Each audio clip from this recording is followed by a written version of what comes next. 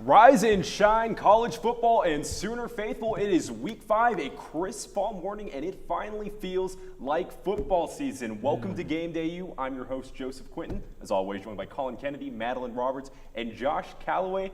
Guys, today is a big show for GamedayU because we have a special OU legend coming in later today around 9 o'clock, so you don't want to miss that, so stick around for that. No, you don't. But how are you guys doing? Oh, great, man. Another day of college football. Week 5, are we now? Yeah, I was going to say, Joe, it finally feels like football. It's week 5, buddy. Hey, you know what I think when I think of football? I think of these crisp fall mornings when you wake up, you see the fog in the stadium lights, and that is exactly what I saw today. So yes, we've had some football, but conference play starts. It's going to be a little more competitive, and I think it's going to mean a lot more coming into this year. Yeah, football isn't too much fun when it's like 108 degrees. Yeah, no kidding. For the players, at least. For us, it's pretty Can't imagine it being fun for you. You have to be out there on the field. Yeah, I mean, you know, you get a nice sunburn every now and again, but hey, aloe is a best friend of mine. I just want the season to slow down a little bit. OU Texas starting next week. We're already about halfway through this thing. Yeah, can we just chill out a little bit? I'm trying to savor in these moments. And Game 5, like keep we're speeding moving by us, man. Scooting. I agree 100%. And even though you guys do think it is speeding by fast, let's talk about last week. So maybe we can just kind of chill out a little bit because you guys don't want to move too far ahead. No. So it's an important conversation right now. So we're going to talk about OU and Army right now. Last week, 45 minutes of possession. Army literally had more yards than OU. They were 75% on their third down conversions, and every time it got to a fourth down, they converted all but one. So it was a tough game for the Sooners. They almost were upset on a pay-per-view, but they managed to squeak by. So let's go ahead and break this game down. Josh, what were your final thoughts on it? First of all, it was hilarious. The game was on pay-per-view, and everybody was freaking out how they couldn't watch it. I saw like 30-something thousand people watch the game on Twitch. Somebody just streamed their TV on their phone. People watched that because this game, people were freaking out everywhere, and they couldn't watch this thing. So I'll start out. I'll be positive to start. I'm usually a negative guy. I'll be positive. I thought the offense. This is a game changer. Yeah, the offense. I thought played well. I don't know why people are kind of acting like the offense didn't play well, even though they only had the ball 7 total times, 4 touchdowns, obviously, including the overtime. Kyler had a pretty nice game, only 15 throws. They only ran, I think it was 40 offensive plays, that's like not even a half sometimes. So including overtime to get 40 offensive plays is pretty insane. Shows how little they had the ball. But I think the offense played really well in the moments that they had the ball. 355 total yards, like I said, just 8 possessions, 9 yards of play. Not quite a first down per play, but pretty close. I mean, 9 yards of play. So the offense looked a lot better than Iowa State, in my opinion, when they scored less points. I thought the offense. I was more encouraged by the offense and if they can live without Rodney in this past game that it was after Iowa State. I'm more encouraged. Although no running back got a carry outside of Sermon, so I'm kind of. I mean, I guess it's just because of the limited amount of plays, but yeah, Sermon was literally the only running back to even get a touch. So do you think that's, when you were talking about this offense right now, but do you think that Army D was comparable to anything OU has seen this year? Maybe. It is the Big 12. I mean, I think the Big 12 defense get a bit of a bad rap, but you know, Army's defense, is not top tier, but I was still, like I said, I was still encouraged. They zipped down the field. Now, where that kind of went against them is that even though the defense was on the field for so much time, they didn't really milk the clock at all. They still scored really fast and put the defense right back out there, which I think may have been a bit of a misplay. But overall, I thought the offense still looked really, really good. I was more encouraged about post-Rodney life after this game than was the last one. I mean, the best thing Army's defense did was get that turnover, but that was a terrible throw by Kyler Murray. I mean, I don't think that was anything really Army did. It was just a, way not an accurate throw. But when it came to Army's offense, I mean, last week on the show we all said the triple option might give OU some trouble, but I don't think any of us kind of anticipated how much trouble it gave them. And I mean, we knew, they're going to try to control the time of possession, and they really controlled the time of possession. But what stood out to me was just the overtime, because both sides of the ball for OU really stepped up. I mean, we were talking about it down on the field before overtime. We were like, I don't know if OU's going to score here, and even if they do, I think Army's going to march down, score, and then go for 2 and win the game. I mean, OU scored. If you remember, Miles Tees got a catch, CeeDee Lamb got a catch. That was after a false start, kind of a bad start. But then 2 plays had a touchdown. And then Army didn't even get a first down in that overtime. Obviously, we saw that 3rd and 12 play, got a big tackle on that, and then Potomali intercepted on 4th and 7. So that really stood out to me in a game where OU just really didn't play well, personally for me, on both sides of the ball. They really stepped up in overtime and won the game. Yeah, after the Seibert missed field goal to come back out in OT, that shows a lot. That's a game that I think past OU teams might have lost. So pretty impressive to me that they came right back out there. And then after the touchdown was called back, the Miles Tees one, stepped out of bounds and scored the very next play. They kept at it. I cannot believe that this has fallen to me towards the end of our little line here. What happened defensively? Okay, what is going on here? I mean, we're talking about the offense a whole lot, but at the end of the day, all of the eyes were on this Sooner defense. Let's be honest. I mean, as soon as Army got the football, they could really do whatever they wanted to, right? And it just kept on going and going and going. And you thought to yourself, is there ever going to be a chance where they actually bow up and do something a little bit productive? 339 rushing yards and 6 tackles for loss. That's not good. And I'm looking at the defensive line specifically. They had to be disruptive in this game. We talked about it last week. They had to force passing downs. They did not do that. And then in the few moments that they did, Army actually threw the ball pretty well. They couldn't do anything. Now, they adopted the bend but don't break defense towards the end of the football game. 2 big-time turnovers, 1 interception by Kenneth Mann and the other by Parnell Motley in overtime. But I can certainly see why Sooner fans are concerned after that performance last week.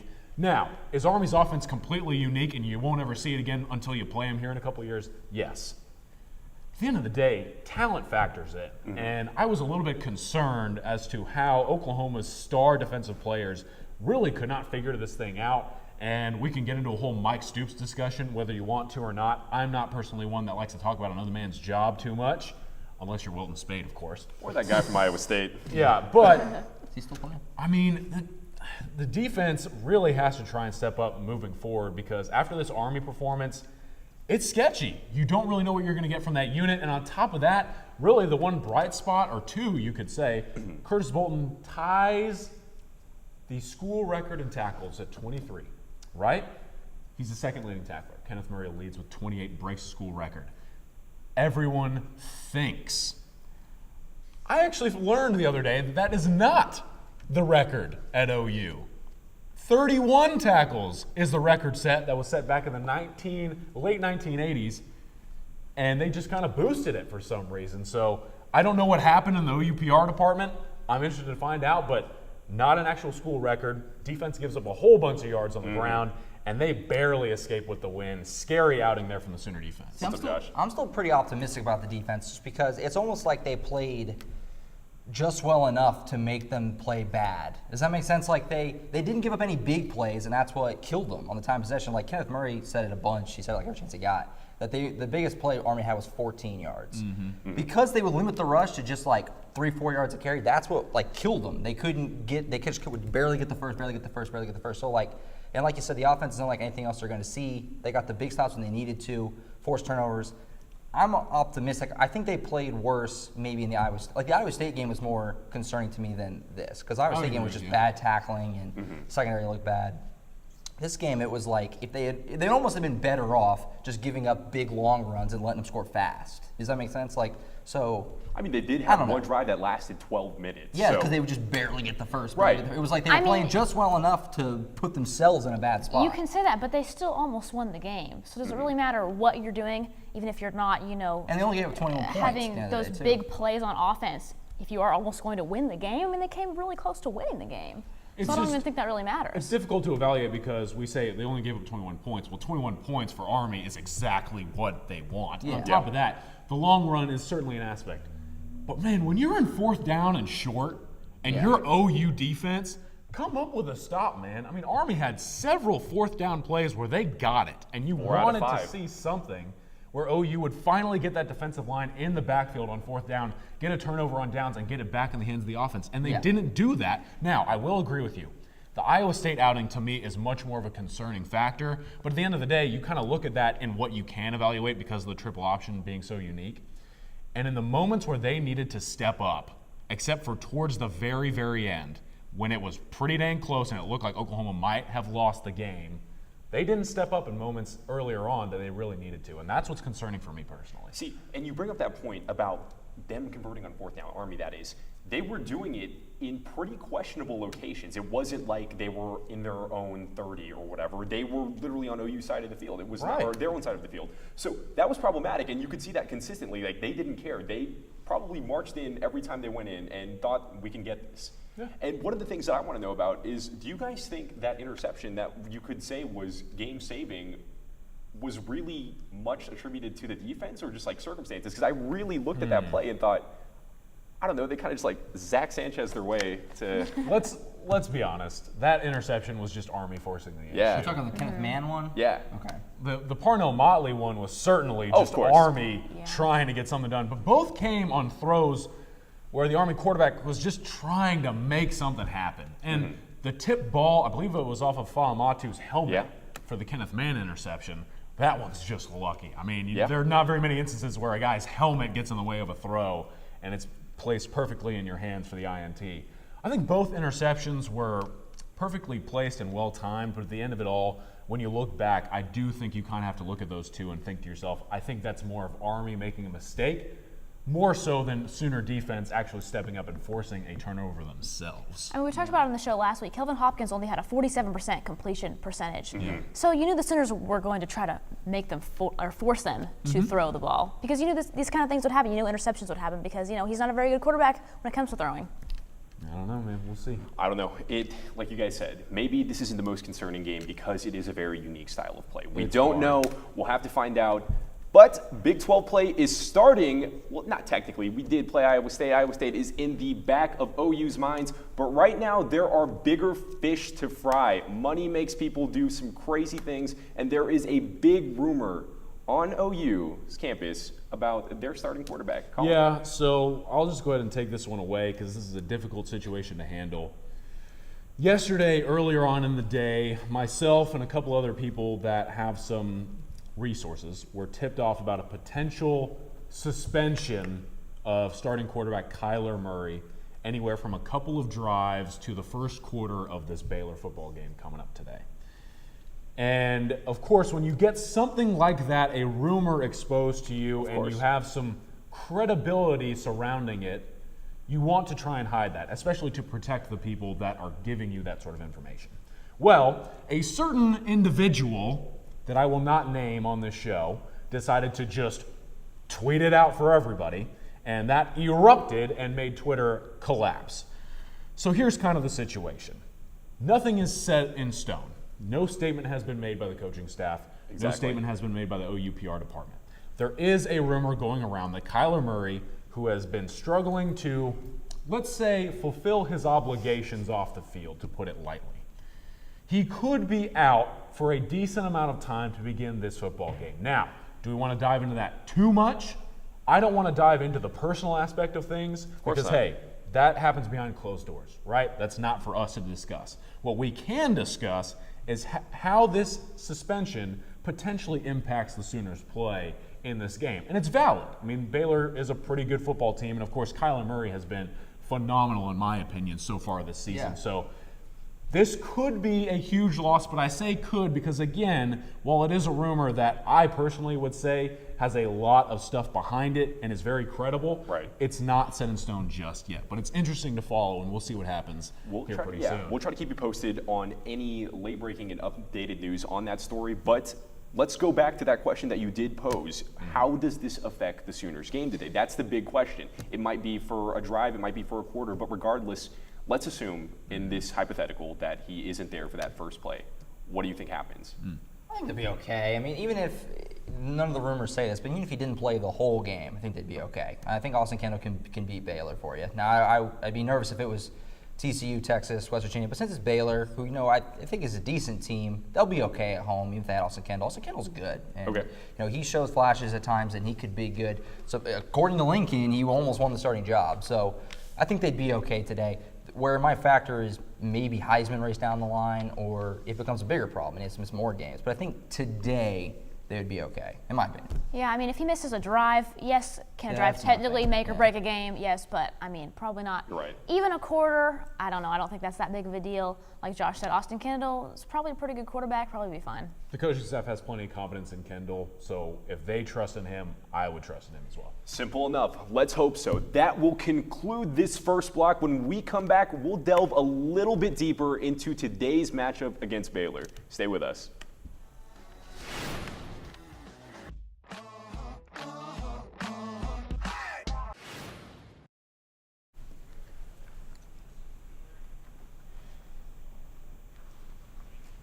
Welcome back to GamedayU. Sorry for the technical difficulties right there. Guys, we talked about it briefly last game about what happened last week. It was a big deal. Last week we talked a lot about how the Sooners have road woes, and at the end of the day we concluded that wasn't there. But the big deal was they do play down to their opponents. They do have games that are too close for comfort, and we do all believe and seem to think that they are a little more talented than they really appear on these stages. Yeah. So given today's game against Baylor, that was the case that happened in Waco last year. They played a game that was way too close and way closer than anyone expected. It almost never makes sense to bet for the spread for the Sooners. So we're going to start off with here. Josh, what do you think the Sooners need to do to avoid any mishaps to where it doesn't seem like a dominant performance? Yeah, I kind of feel like this is going to be probably a shootout. I kind of feel like Baylor's going to put up a lot of points today. I really like Baylor's receiving core. I was looking at the stats earlier. They have Jalen Hurd, who's actually their leading receiver, but I think most people consider Denzel Mims their best receiver. Then you have Tyquan Thornton and Chris Platt both have about 150 yards each and a few touchdowns between them. They have a deep receiving core. That's 4 guys who have all gotten in the end zone, all have hundreds of yards receiving. So I'm nervous that the secondary is going to have problems today. Charlie Brewer's playing pretty well. Baylor's scoring points. They're averaging 36 points a game right now. I think we might be in for a high-scoring game, and I think it might be a track meet a little bit for a little while. So I don't know. I'm looking at the secondary needs to probably step up. Yeah, I mean, last year's game, obviously, it was in Waco. You know, some different personnel on both teams, but I think we see a similar game today. I mean, last year, Baker Mayfield, 13 for 19, 203 yards, 3 touchdowns, no interceptions. Abdul Adams had a huge game for OU last year, 164 yards. We all know Trey Sermon had that huge fourth quarter, 148 yards, 2 touchdowns. I mean, Baylor's defense could not do anything to stop OU's offense last year. Of course, few defenses could do anything to stop Baker Mayfield, but they couldn't do anything. I mean, 49 points, easy. But then again, OU's defense couldn't do anything either. I mean, Kenneth Murray had a good game, 8 tackles. Manuel Beal also 8 tackles. Obo 6 tackles, 5 solo tackles. But I mean, come on, they couldn't do anything. I think we see a similar game. Charlie Brewer has really, really impressed me so far this season watching him. He looks really, really good. I think we see a really high-scoring game today. OU's defense have to be on their toes. Look, here's the thing. I'll go into kind of my scouting report on Baylor here a little bit later on, but this, to me, is what I have heading into this football game. Last season, Baylor came into the game winless. I mean, they lost to UTSA, Liberty, and Duke. And OU was just like, all right, we don't have to worry about them at all. We're good. Then, of course, Zach Smith, who is not very good at quarterback, and he's not playing there at Baylor right now, threw for 463 yards and 4 TDs. And OU was like, what is going on? Now, I think the one thing that Baylor will not have going for them in this football game is the fact that they're going to be able to fly under OU's radar. Last year, that was certainly the case. This time around, Lincoln Riley has said several times he certainly respects what Matt Rule is doing down there in Waco, and I don't blame him. However, when you mentioned the dominant performance, I think what the Sooners really struggled to do last week was have that dominant performance because they did not have a lot of depth, and that Army offense was just a wear and tear kind of team. And now, heading into this week, they'll have some guys back that I think will help them out immensely. Now, Marcelius Sutton was out last week. He's likely to play today. That will be huge in the running back room and another guy that can help put some points on the board, potentially keep up with this Baylor offense. Top of that, Trey Brown, a player that I think is potentially one of the best defensive backs on this team. He will be back as well. He was held out last week. And then what I'm really looking at on the defensive line, I mentioned earlier, they got bullied around last week. But now Marquise Overton and Tyrese Lott should be back in there to provide some quality depth on the D-line. And that, I think, is huge because, again, I always say when you face a finesse team like the Baylor Bears, you have to dominate the line of scrimmage. You have to be physical, knock them off their toes. At the end of it all, I think that those two guys being back, especially Overton, the monster that he is, those returnees will be huge for the Sooners, and I think that will add a lot to how they perform today. Now, I will say, one thing to kind of watch while I'm going over these injury reports, you might say, Robert Barnes could potentially be out from what I'm hearing. He's kind of dealing with a lingering issue, a nagging injury. 50-50 chance he plays today, and that's kind of key because that secondary depth is something they have to try and manage against a Baylor team that it will be all over the field offensively. So that's what I want to ask. This is a completely different team from last year, and OU is going to have some different guys back. But do you guys, or I don't do you guys, but how much better do you think of a Baylor team this is compared to last season? Man, You want a percentage chance? I mean, here's the thing. No, look, because look, you were talking about this earlier. You were saying that last year OU was was taking this team lightly. They were 0-3, and OU had just beaten Ohio State. They were on a different level at that point in time, so that came as a shock. But this year, it's not the same. So I'm just curious, like, I don't know, it's a different attitude, it's a different feel. And I just want to know what you guys think about this team compared to last year's. I'd certainly say that they've improved as a football team. I mean, you can't look at this record to start the season 3-1 and think to yourself, well, they're not too much better than an 0-3 team last year at the beginning of the year. Of course. And plus, they only won one football game the entire season. So I like the direction that they're heading. I think Matt Rule, we talk about it. It feels like Josh and I always kind of touch on this. Baylor is so lucky that they got a guy. I don't know how Matt they got him. Unbelievable get for them. Now, he's taken them in the right direction. So I will say, I think this is a Baylor team that really could actually try and contend with the Sooners today. Okay. And they could put up a decent fight. Now, do I think more of that has to do with OU actually locking in and playing the football that they can? Yes. I think if OU locks in, stays focused, and plays to the caliber of play that they can have, it's a dominant performance, no doubt. But Baylor, to your point, I think they're a much improved football team, and they will have a chance to hang in there today. Like I said, Baylor scored 41 points on OU's defense last year. And they had, the two main wide receivers had big games, Mims and then Platt. Those guys are both still on the team, like Josh said, having big years. Plus, they have Jalen Hurd now, who's having a huge year. He's their leading receiver so far. And they have, in my opinion, a much better quarterback. So, I mean, I don't know. I think OU's defense, like I said, really has their work cut out for them today. And I don't know if they can. Does Baylor put up 41 points again? I honestly wouldn't even be that surprised, even with the game in Norman. I really wouldn't. Yeah, I kind of feel like my opinion of the defense will be formed today. Like, they had two good games. Iowa State was bad. Army, I kind of write off. So, like, now if they go out there and they look bad again and Baylor just scores at will, I'm going to be convinced the defense is bad. And I'm going to assume they're bad going forward. If they play well, then I'm feeling pretty good about them. So, I don't know. We'll see what happens. I think Baylor's going to score a lot of points. Maybe not. Hey, if history repeats itself, it may not be the worst of assumptions, to say the least. And it's funny because you guys have been covering everything this week. You've been to all the press conferences. You've heard them talk. And I just want to know, because of this, we're going to throw through this in a second, if there was anything different when it came to them transitioning into Big 12 play more so. Yeah, I think kind of the thing that I want to touch on here real quick is sort of the fatigue issue that continues to be brought up. The players and coaches talk about it a lot this week, and it's a valid point. I mean, Army, like you said, was on the field for 45-plus minutes of play, but at the end of it, OU's offense was only out there for 15 or so. So one side of the football will be well rested. The other is dirt tired. I mean, how do you balance that? How do they perform? I think OU's offense, while we mentioned the defense and how that opinion will be shaped to them, the offense is going to have a potential great day today. And after coming off some decent rest, I think they know that they have a chance to put some points on the board early and often, and I expect them to. Disclaimer on the statement, I have never played college football. I know that might come as a shock, but I've never been on a college football team. It's really funny to make you look taller. I know I look like I have, but shockingly I have not. But I gotta say, I think a little bit too much is being made of the whole fatigue issue. I mean, these guys are college football players. They practice all the time. They go through these super tough drills. I'm sure they're always exhausted after games. I mean, yeah, I'm sure after the game, maybe the next, Sunday, Monday, Tuesday even, the defense was maybe a little bit more sore than they typically are after a game on Saturday. But I mean, I think by now it's been a week. They should be fine, in my opinion.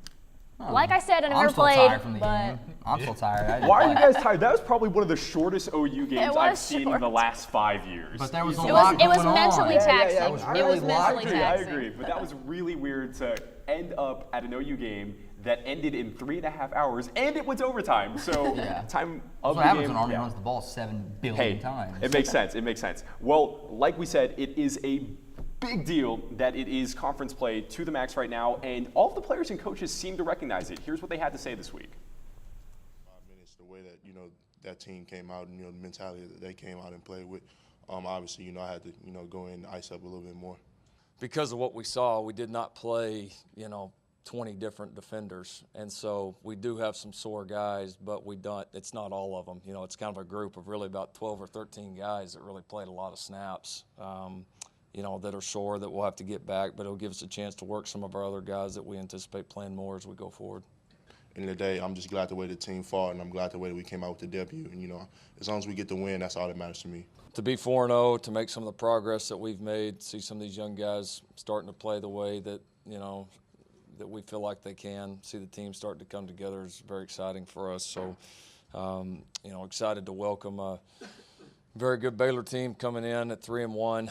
Matt Rule's done a tremendous job with that program. They're getting better and better. Obviously, coming back from all the struggles that they've had. Baylor so far, man, I've watched a few games, pretty much all the games from the start of the year. I mean, a pretty balanced offense, pretty good attack, spread offense. They like attack you on the ground, attack you in the air and stuff like that. So we're gonna have to be sound all the way around to have a great day versus them. And, I'm looking forward to getting in, working on the game plan and stuff like that, and just having a great game plan and have a great game Saturday.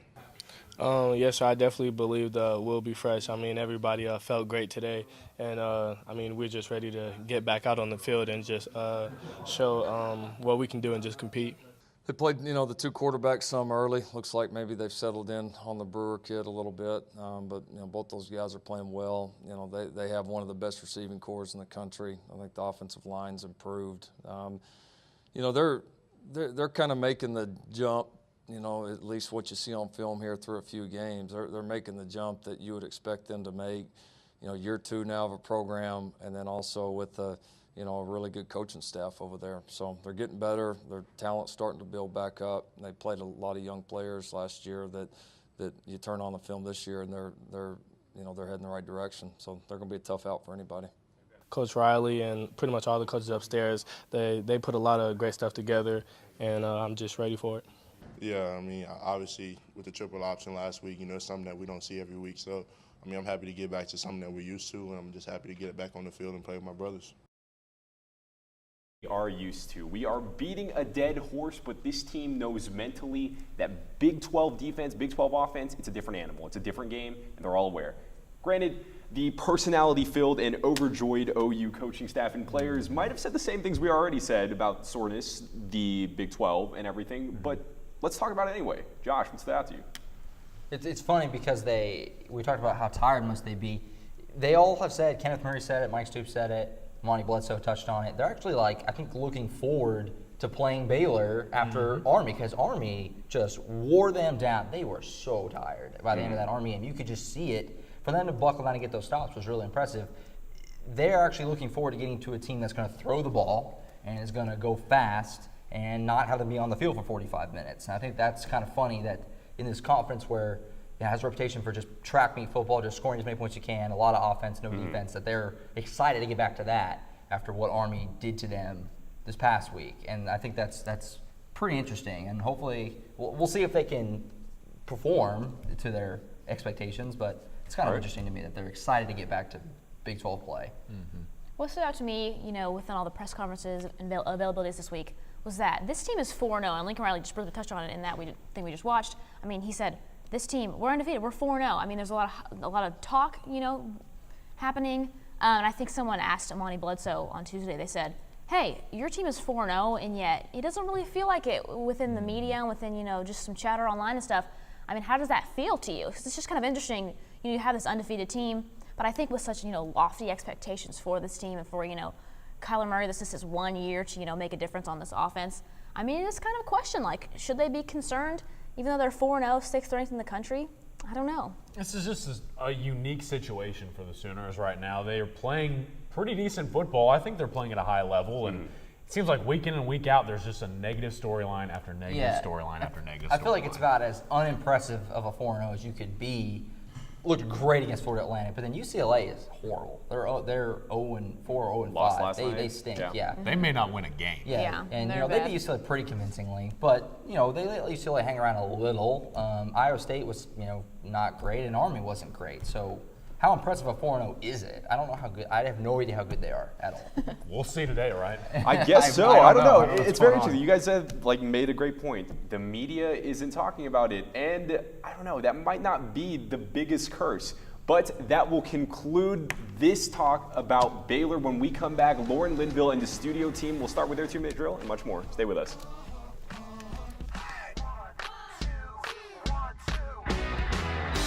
Down and long, and they line up in the shotgun. Back on September 29th, 2001, the Sooners had another game with Kansas State, but this time they won. Roy Williams started off scoring for the Sooners by returning a fumble recovery in the very first quarter. That was 18 yards. Antoine Savage had 2 catches for 138 yards, which resulted in 2 touchdowns, and he even threw a touchdown pass of his own.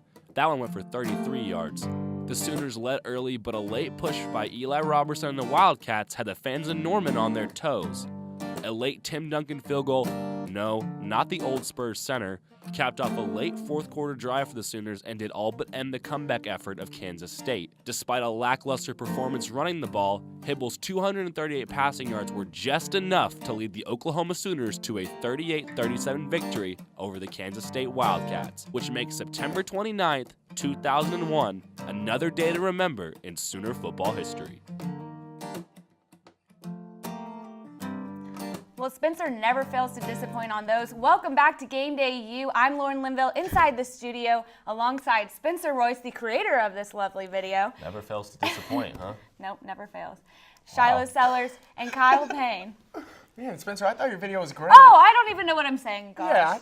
Yeah, it didn't disappoint at all. That's what I meant. I meant never. You always produce. I don't know what I'm saying this morning. Okay, well, obviously Oklahoma has their Big 12 home opener today, but we're going to go ahead and shift our focus outside of Oklahoma and go with, you've seen it, you know the drill, the 2-minute drill. This week's question is, which 4-0 team shocked you the most? Kyle, take it away for us.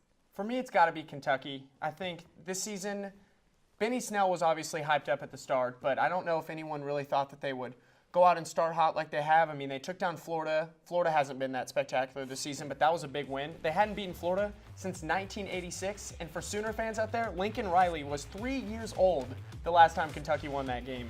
I mean, they beat Mississippi State. Mississippi State was projected to have a pretty big season, but it really all starts with Benny Snell. 540 yards. He's averaging over 6 yards a carry. He's got 7 rushing touchdowns and a passing touchdown. He's been a star for this team. Terry Wilson, their quarterback, he's from Del City. He's got a lot of speed. He has 4 picks and only 2 touchdowns, but the offense is all about running, and Benny Snell is going to lead them as far as they can go. Not just a basketball school anymore. I think they're still probably just a basketball school, but it's fun for them to be good at football for 1 year. Yeah, there you go. That is true. My team's going to be Duke. They had a 6-game losing streak last season. But honestly, I'm kind of surprised. I think right now that it's kind of just the luck of their setup for their season, because the rest of the teams that they're going up against are teams that they previously lost to. So I think that the rest of the season is going to be really difficult right now. But right now they're 4th in the ACC. They're ranked 22nd. I think that change from Daniel Jones to Quentin Harris has really helped them a lot. And they won against Baylor. So they've been going up against some pretty decent teams, and I don't know if they can hang in there for the rest of the season, but I'm pretty shocked they made it this far. Another basketball school. Right. Maybe Coach K is offering up some recruits. Yeah. Yeah, Calipari and K are, and they're just like, this is what you got to do. Switching it up a little bit. Right. All right, Spencer. I'm going to go with the LSU Tigers. I've been on them this whole year. I think they've really impressed me personally and a lot of other people in the nation. They already have 2 top 10 wins in their first 4 games. That's better than any other team in the nation, so obviously they're going to get some attention for that. Joe Burrow is yet to throw an interception. He's doing exactly what they need him to do. Brissett already has 5 touchdowns, and they've scored over 30 points in 3 of their 4 games. And with that kind of a defense, if you score that many points, you're not going to really lose very many games, if any at all. So we're used to LSU choking in previous years, and they've only started 4-0 one time in the last 5. So I think that they are a very surprising 4-0 team, even though they have a lot of talent. They do have a lot of talent, but we're not used to it. So good job to LSU. Keep on pushing. Go Tigers. I think the biggest part of that is the fact that their offense is scoring. The biggest problem with LSU is that their defense is always stellar. They never allow too many points, but the offense just never seems to get going. And it's fun to watch them have a quarterback who's able to actually throw the ball. Absolutely. Yeah. Do you think they're going to keep winning, Spencer? I think they're going to keep winning. Okay. They're definitely going to win today. Yeah. All right. Yeah. Beat Auburn. All right. Well, good. Anything can happen. Okay, well, we're going to go ahead and take a break, but when we come back, we'll have 3 questions that might spark your interest, so don't go anywhere.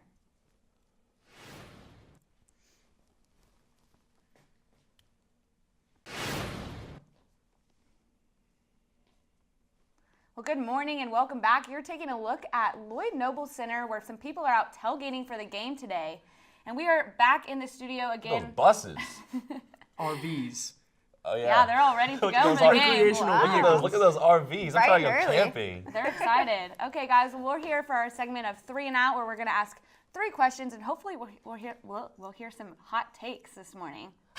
Yeah, right? I hope to hear it. We'll definitely answer the questions. Yeah, we'll give you some. We'll give you something. I don't know about the hot with. takes. Maybe not. Okay, well, our first question is: do you believe that Ian Book is really what Notre Dame's offense needs and is showing it right now, Kyle? I think watching Brandon Wimbush at the beginning of the season, there's no way to deny that Ian Book played much better than he had played. He looked good on the ground. He had 3 rushing touchdowns. He also threw for 2 of his own. The offense just looked like it was moving the ball more. And I'm not going to say that Wake Forest defense is anything spectacular, but he was able to get a lot of people involved. Wimbush already had thrown 4 picks this season. 1 touchdown. Yeah, so I think when they brought in Book, it was just they needed to make a change, and Notre Dame has big aspirations this season. I mean, they're a top 10 team. They haven't lost yet, and I think if they want to continue to win games, then they had to have a quarterback who's going to be able to get some scores for them. Yeah, I totally agree with that. Brandon Wimbush was averaging about 250 yards per game. And then Ian Book comes out there and has, 368 against Wake Forest. So the numbers alone are just showing that there's a difference there.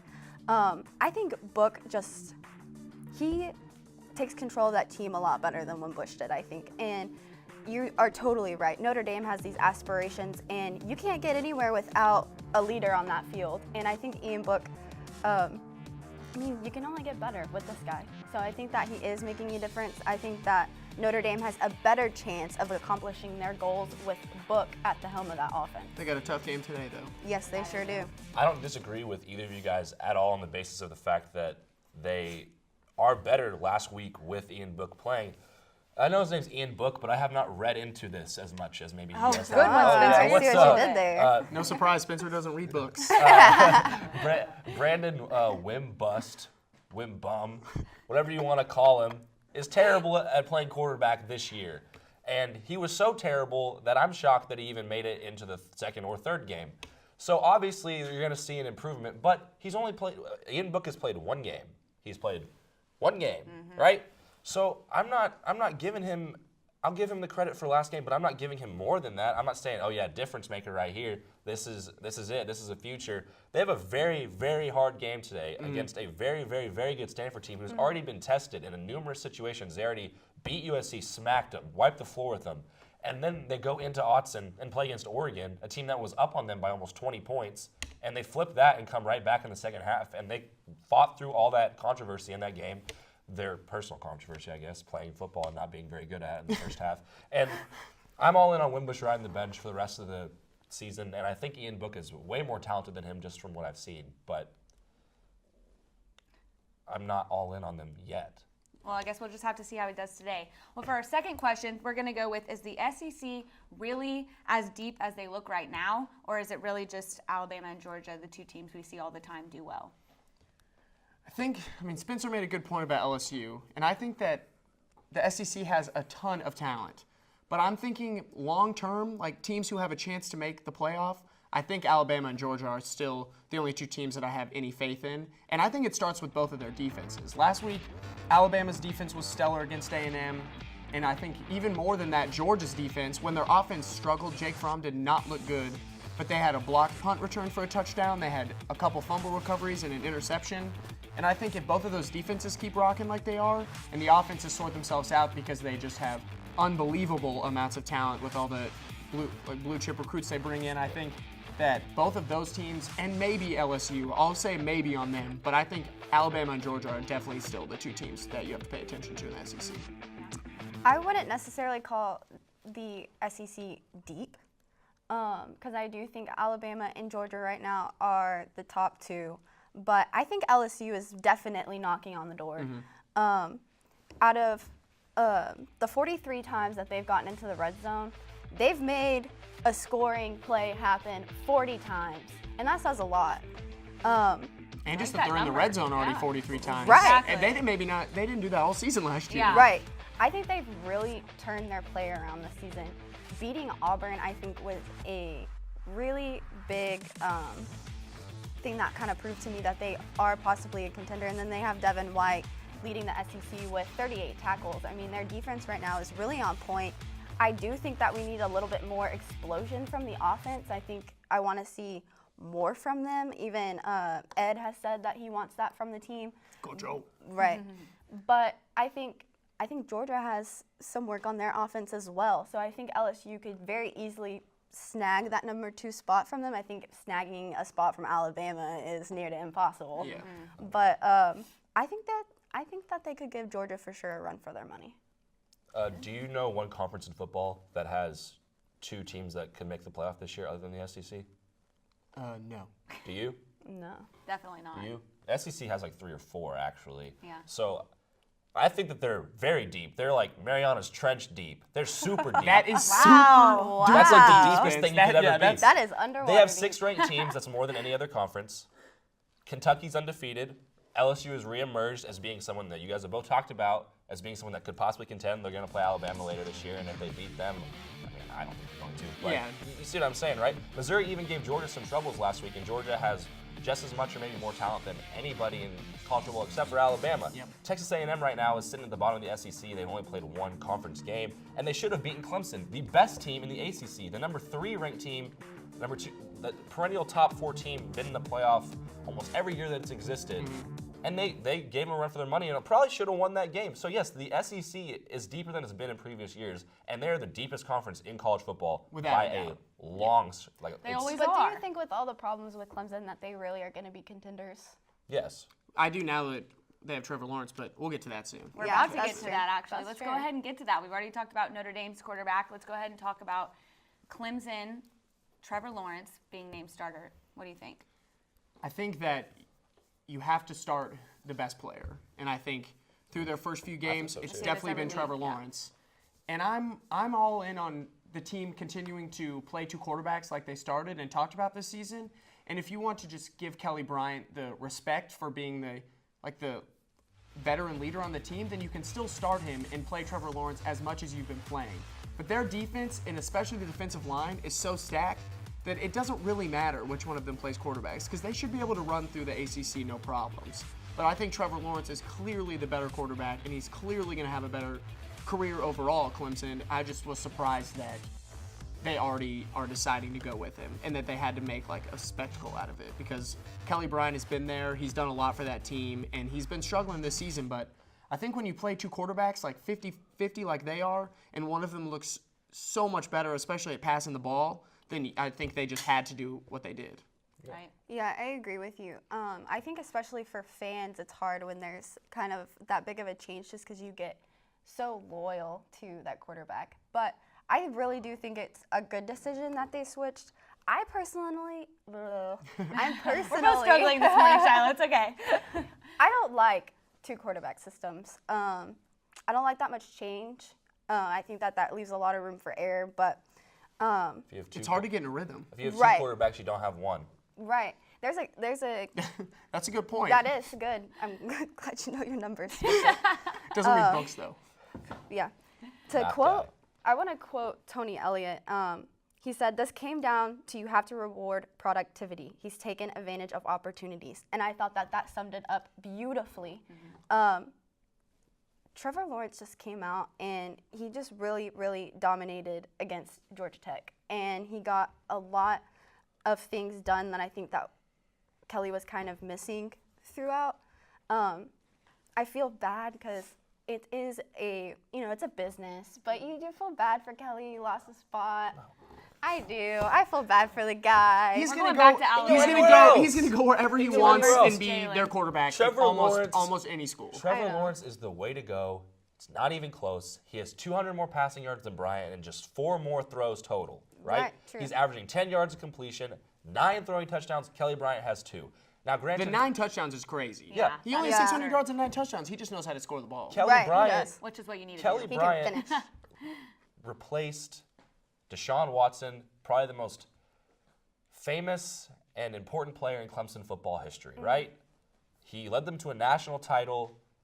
It was insane. He was so fun. And they recruit a player that's kind of like Deshaun Watson, right? Right. So he had a lot to live up to, really big shoes to fill, and he wasn't able to fill them. I didn't see anything from him that was electrifying enough to make me think, yeah, Clemson's really got a good one here. And Trevor Lawrence is the undisputed #1 recruit last year. Like, he is the real deal. He is very good. They lose the dual threat ability with their quarterback now because Trevor Lawrence doesn't really have the exact same wheels maybe that Kelly Bryant did. But Travis Etienne is a dog of a running back, and he's averaging 8.5 yards a carry right now. So they're not going to lose production value, especially with the teams they're going to get to play. Obviously, this is the right move. I'm tired of morals or emotions being taken into consideration when it's down to you win. You want to win football games. Yeah. That's all that matters. Literally, that is all that matters. I don't care about the way you feel. I feel like this is literally a topic of discussion every week, whether it's Alabama, Clemson, who knows, all these top schools. Well, kind of throw something on you here. Where do you think Kelly Bryant would transfer to? Just up top like I of said your a second head. ago, I think any school that he wants to go to, aside from maybe a couple, he could go and be the starter. I mean, he's going to stay in the Power 5, maybe somewhere like Florida State. I mean, a big program that really could use a new quarterback. Yeah. But he's going to go somewhere he can start. He gets to play against Clemson, too. I want to see him at Oklahoma State. That's where I want to see him. Okay. OSU. Yeah. Cornelius is definitely not working out. Definitely not. He's struggled this year so far, for sure. Cornhole. Throws a lot for a guy who can't throw. Okay, well, that's it for now for us, but do not worry. We will be back in just a little while. We're going to toss it back over to our remote team. They're going to talk more Big 12 and OU's game against Baylor today. Stay with us.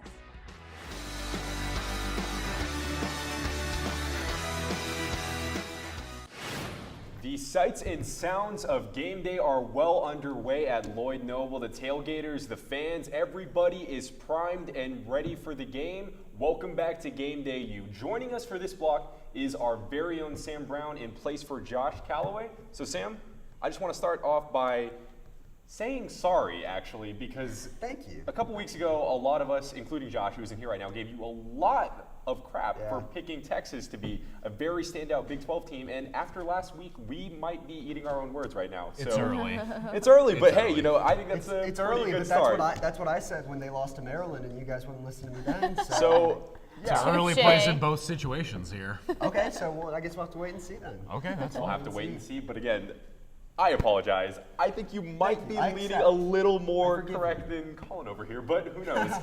Easy there, Tiger. We're in week 5. We're week 5. I thought this was the heart. Yeah, that's true. Okay, whatever, guys. In your opinion, football has officially started. Yeah, You're right. that's So now that it has begun, I'm going to take Sam Brown's opinion very heavily. So yeah. All right, let's jump right into usually it, right Sam. on things. Thanks for coming on.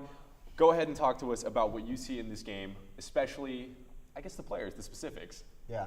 Well, when you look at Baylor, Lincoln Riley said earlier this week, one of the top wide receiving cores in the country. I believe them because they're dangerous in the deep game with Denzel Mims and Jalen Hurd. Jalen Hurd, the transfer from Tennessee, caused OU some problems at running back. Chose to shift to wide receiver to lengthen his career. Looks like a smart decision. Looked very good so far this year. They're going to cause some fits. And then in the short game, you have Chris Platt, the All-American sprinter. They've got a lot of weapons. Charlie Brewer, whether it's Charlie Brewer, Jalen McClendon, they have a lot of people to throw to. It cause a lot of fits, and they're going to put him in a lot of different places to try and get some open looks all across the board. Yeah, I mean, like we talked about earlier, this team's pretty good. They are 40th in offense at 36 points per game, 59th defense, 23 points per game. So, you know, obviously not outstanding numbers.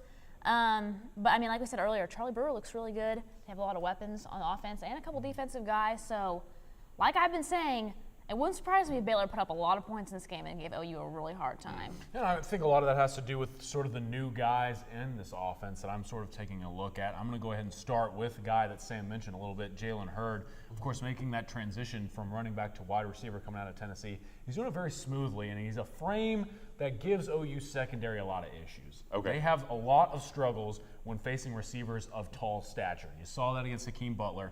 Jalen Hurd's a 6'4" and 220-ish pound receiver. You don't see that every day. And so Hurd will cause plenty of problems. It's up to them to contain him. Now, other new guys in the offense. I'm looking at JaMychal Hasty, the running back. He didn't really play against Oklahoma. He was banged up last season, but now, so far this season, he has played at a high level. Last week against Kansas, 60-plus yards and averaged 12 yards a carry. Does that pass my test, Joe? It does. It does, exactly. It does so naturally, indeed. he's going to get my tip of the cap. And on top of that, There's one guy, a transfer, Jake Frumorgan on the offensive line. This offensive line for Baylor typically struggles, especially in the run game, but they bring him in from a top program like Clemson. And Frumorgan was a guy that I followed in recruiting, very highly touted, a talented player, 6'6", 300 plus, great all-around talent. Having him shoring up that offensive line for the Bears has been key. Now, he's been banged up, but I did have a chance to talk to Baylor play-by-play guy, and he will be in there today, healthy, ready to go. So that's big to protect Charlie Brewer's blind side. I think that's something to watch. And then on the defensive side of things, a young man by the name of James Lynch. All right, he's just a sophomore. Impressive so far on the defensive line. And look, it's been said before by several Baylor people, he might be the leader of the defense as just a true sophomore. So if that holds true, how does he handle being that guy in this environment? You talk so much about Oklahoma playing at home and how it's sort of a flip of a coin sometimes, but really they truly dominate. They do.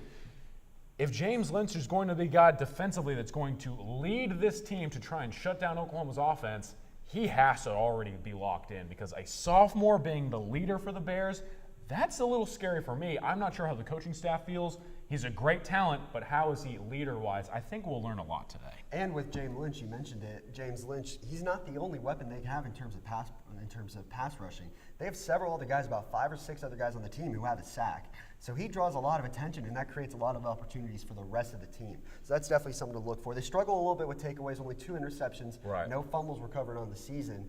So that's definitely something that plays into OU's favor. But this defense can create some trouble, and it's much more of a team effort than we've seen in the past from the Bears. Yeah, I think the biggest thing, too, that the Bears want to do, and I think it's a valid concern, their offensive line, as I mentioned earlier, it can sometimes struggle, specifically in the running game. And when you have a younger quarterback who, he is very talented, but in an environment like this, you want to establish the run. And the biggest thing, too, especially if you learned anything from the Army game, keep the ball away from Oklahoma's offense. You have to run the football in order to do just that. Now, Jermichael Hasty, as I mentioned, is a great talent, and they have Levette as the other running back in that system. They're both very good running backs in their own right. However, the line up front is something that really has to come together as one today for the Bears if they're going to try and challenge Oklahoma's defense and stay in this football game. They struggle sometimes. They're not too physical. They're more of a finesse line, in my opinion. But today they're going to have to be ready at the point of attack to bully people around, because Oklahoma's defense didn't do much of that, as I mentioned earlier in the show. So if Baylor's offensive line has great success today, expect Baylor to have a great overall game performance-wise all the way around. I'm looking at the line of scrimmage up front for them. I think the Bears and all of OU's opponents going forward, but specifically I guess the Bears today, I mean, they're going to look at Army game last week and say, I mean, Army really just wore down the defense on the ground. So that's what we're going to try to do. You mentioned Levette, Hasty, and Charlie Brewer, he's their third leading rusher. So look for them to run the ball a lot, try to wear down the defense as Army did, and I'm sure opponents will be doing going forward. Yeah, it's funny how Lake Travis products seem to have so much success in college football day in and day out, right? Funny how that works out. Yeah. I think OU pretty good fans program. are pretty familiar with a guy that came out of Lake Travis, right? I think we are. I don't know. We'll. He wears a certain number. Yeah, he might be called Daddy in Waco. I don't know. Maybe we shouldn't say that on air. That's a touchy subject. It is. Sorry, FCC, if you're listening, but you're probably not. I don't know if you are. But let's keep going. Guys, do you have any other final thoughts before we jump into the discussion about the Big 12 and its overall impacts right now? It's just going to be an interesting test for this offense. Baylor's defense has looked good so far this year, but their only real challenge was Duke, and they allowed 40 points at home. So we'll see how this offense does against the defense. I think this will be a defining moment for the Bears throughout their season. And they're going to have to start challenging someone, and I think a team that actually gives them some sort of validation. Of course, the first couple of weeks, they've played well, but they've played opponents that you may not necessarily tip your cap to or may not give too much credit to. So this is a really great moment for the Bears to find out who they are as a football team. And while potentially they may not get the win, if they play well today, I think that tells you a lot about the state of this team moving forward. I think it's a defining game for both teams for sure. Yeah. Okay, fair enough. Sam, I want you to lead with this. Thank you. Have been Joe's on my side all day today. I'm loving I've got this. I'm loving this. One of us has to do it. We got to balance out, right? So the new transfer rule, and literally take it away, whatever you want to say. It's interesting to see how this has played out this season, I think, to say the least, because you're seeing, not just in the Big 12, in the national landscape of college football, 2 of the starting quarterbacks from the college football playoff last year are no longer starters, and we're both upseat by, 2 as a sophomore. As a freshman, beat out Jalen Hurts to start and win the national championship.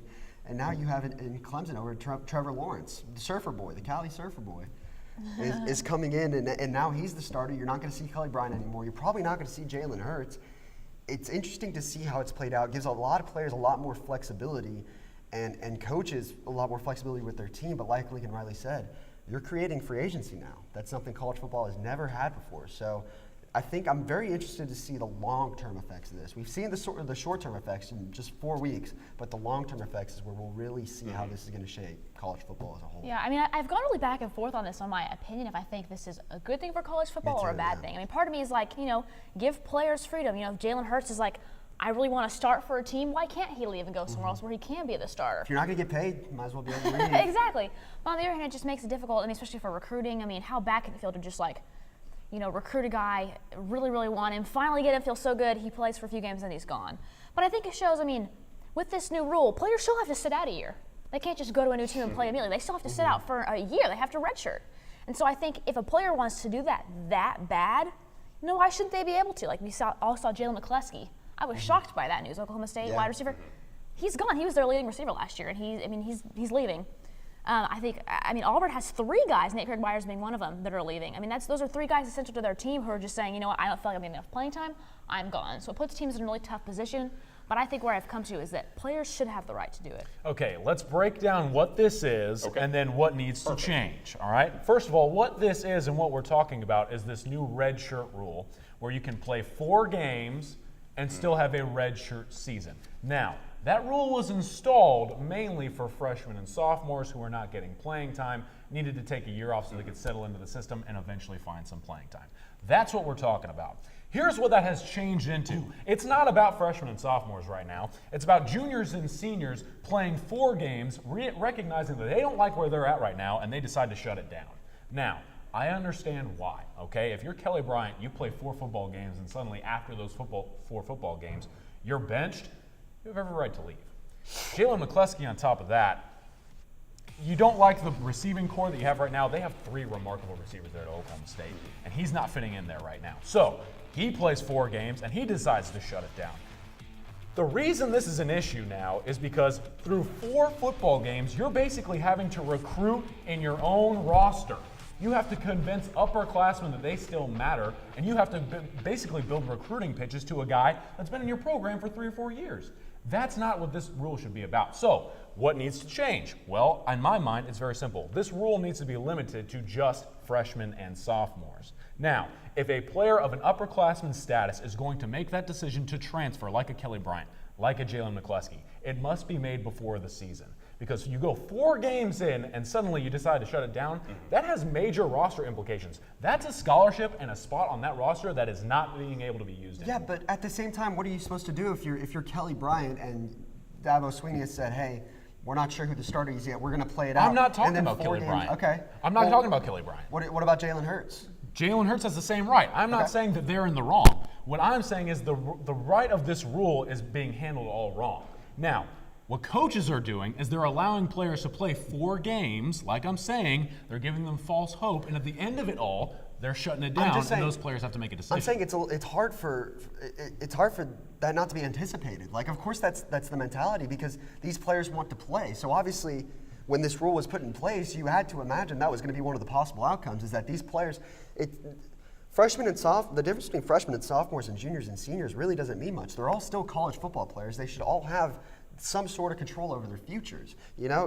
Just because you're a junior doesn't mean, hey, you're in it for the long term. You better stick around because it may get ugly, but you really don't have much of a choice. Okay, Sam's not really understanding what I'm saying, so I'm going to try and run it back so he can get it through. Now, juniors and seniors have every right to transfer, right? What the problem with this issue is that they are being forced to play 4 games and then make a critical future decision after 4 games into their career. You're saying the 4 games should stay to freshmen? No, if they are going to be on that roster into a year, they should not be false hoped into 4 games and then being forced to leave after they make another decision.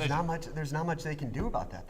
That's up to the coaches. But that's up to the NCAA to change that rule. If they're going to shut it down and make sure that freshmen and sophomores are going to use the advantage of this rule, juniors and seniors should not be hurt by it. That's where I have an issue. Because now Kelly Bryant is 4 games in and he's sitting out and he has to make a crucial decision midway through the season.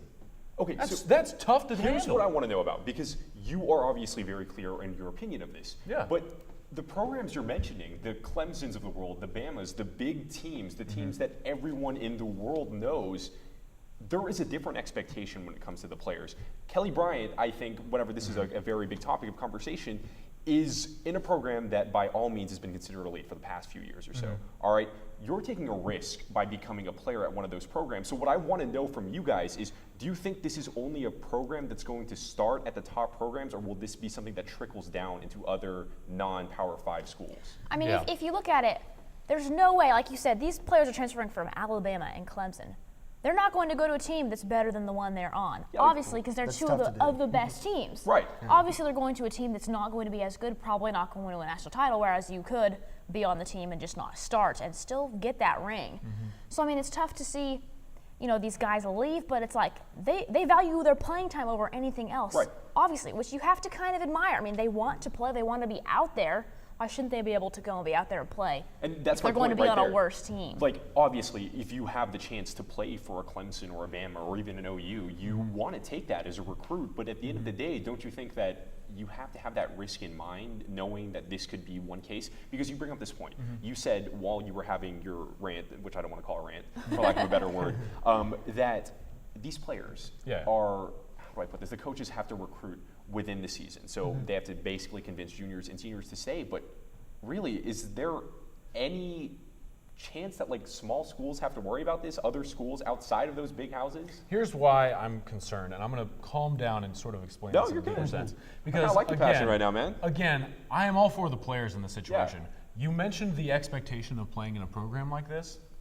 Where I have a problem is that that expectation is not being communicated to those players right now. That's okay. Jalen Hurts and Kelly Bryant went into the season and they were told, hey, you're going to have a grand chance to be the starting quarterback. You are our leader. And then on top of that, they were told things like, hey, you've done so much for this program. We love you, man. You're our guy.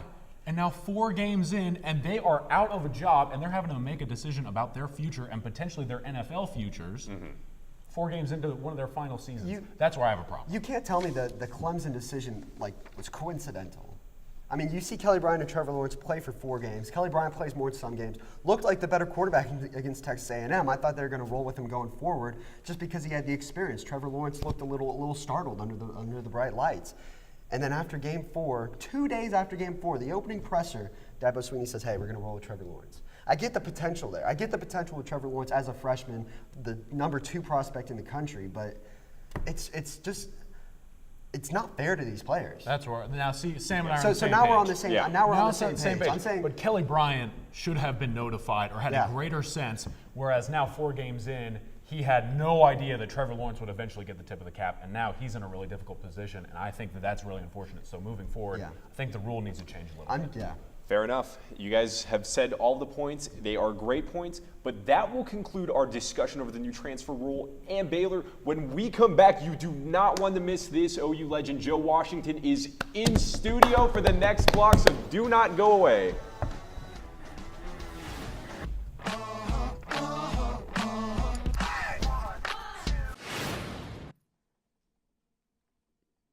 Welcome back to the studio here on GamedayU. I'm Lauren Linville, and it's time for this week's NFL Sooner Standout. This week, we crown our first ever 2-time winner after earning the Sooner Standout nomination earlier this year. Adrian Peterson has once again gotten the nod this week. When Peterson took the field against the Green Bay Packers on Sunday, there was clearly a competitive edge in his play. The 33-year-old running back used to play the Packers twice a year during his decade with Green Bay's division rival, the Minnesota Vikings. Facing the Pack once again, the veteran Peterson showed flashes of his youth, rushing for 120 yards on 19 carries and punching in 2 crucial touchdowns. The Redskins did enough to get the win, and Peterson did more than enough to earn his place as this week's NFL Sooner Standout. And finally, what you've all been waiting for, we're going to go ahead and send it back to the remote team, this time with a new Joe. Colin, take it away. Ooh, ladies and gentlemen, I gotta tell you, this is going to be an awesome segment. I gotta tell you, as a student, getting up at 5:15 a.m. on game days, it can be a little tough, right? But it's moments like these that make it all worthwhile. We now welcome to GamedayU an Oklahoma legend, one of the best players to ever play at this historic university, Mr. Joe Washington. Sir, thank you. Thank you for joining us, My man. pleasure. Appreciate it, man. Hey, this is going to be a lot of fun. This guy's a great guy, going to learn a lot right now, so let's get right into it. Joe, let's go back on your OU career. What was it like here playing for OU back in the day, and what was it like going out knowing that you could score at any time? Well, you know, I was fortunate enough to be here at a time where we had an unbelievable group of guys. I played with the Selman brothers, Tinker Owen, Steve Davis, Jimbo Elrod. You know, the list goes on and on. Rod Show, you know, and I will always, you know, inevitably leave one. I played for Chuck Fairbanks my first year here, and then of course we made Coach Switzer what he is today. Oh, nice statement right there. Well, he understands it. He knows it. He always reminds us of that, you know, also. But, you know, being at the University of Oklahoma, and you really don't understand, you know, the magnitude of where you are until you come down that ramp. And I remember my freshman year, the first game, I came down that ramp. Now, I'm from Texas, and I've played before 40,000 people. But coming down the ramp, you know, at the University of Oklahoma, seeing, you know, the avid and excitable fans, and that was a mind-blowing experience. I got to tell you, man, it must have been a heck of a time, and you guys really built a phenomenal culture when you guys were playing back in the day. Now, I got to ask you mentioned Coach Switzer. What was that relationship between the two of you like, and how has that moved forward? I mean, you and Coach Switzer are clearly very close. Well, you know, initially, my attending the University of Oklahoma had nothing to do with Coach. Oh, really? I didn't know him. I didn't know he was the offensive coordinator. I'd never seen him.